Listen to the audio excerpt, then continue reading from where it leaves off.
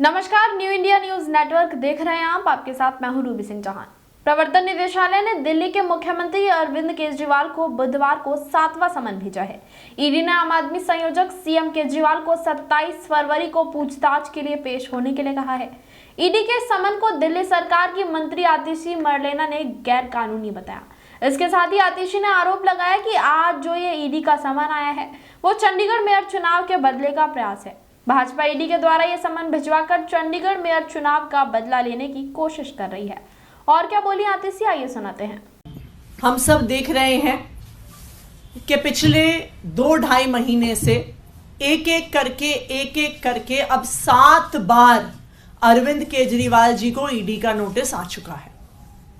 लेकिन अब भारतीय जनता पार्टी शासित केंद्र सरकार को समझ में आ गया है कि वो ईडी के माध्यम से अरविंद केजरीवाल जी को गिरफ्तार नहीं कर पा रहे हैं। तो अब भारतीय जनता पार्टी शासित केंद्र सरकार सीबीआई को सामने लेके आ रही है और अब सीबीआई के माध्यम से अरविंद केजरीवाल जी को अरेस्ट करने की कोशिश करने वाली है। हमारे पास विश्वसनीय सूत्रों से ये खबर है कि सेक्शन 41A सीआरपीसी में सीबीआई का नोटिस या तो आज या तो मंडे को अरविंद केजरीवाल जी को आएगा और उस नोटिस के बाद अरविंद केजरीवाल जी को गिरफ्तार कर लिया जाएगा सीबीआई के द्वारा।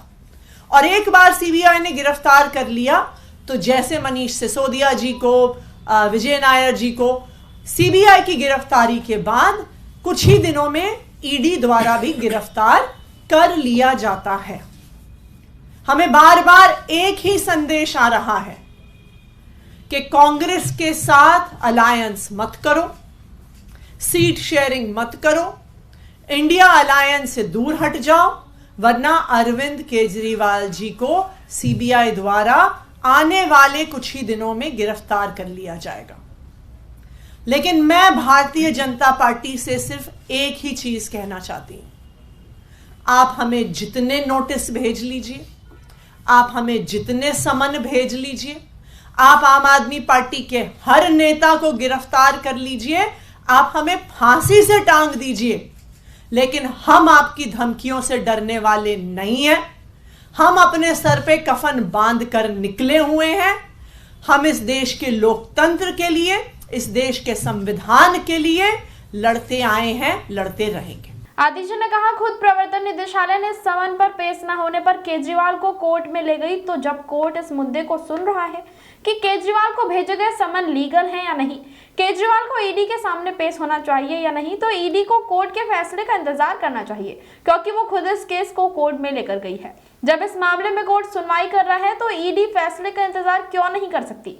उनका कहना है, जब कोर्ट बजट सत्र के खत्म करने का इंतजार करने को तैयार है, पर ईडी इंतजार करने को तैयार नहीं है। आप आपके गैर कानूनी समन से डरने वाली नहीं है, मुकाबला करेंगे, चाहे वो चंडीगढ़ का मेयर का चुनाव हो या चाहे वो देश के संसद का चुनाव हो, हम डट कर मुकाबला करेंगे।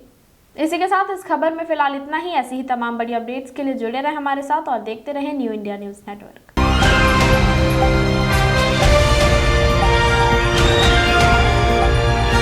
दिल्ली, हरियाणा, उत्तर प्रदेश, राजस्थान की हर खबर के साथ देखते रहिए न्यू इंडिया न्यूज नेटवर्क।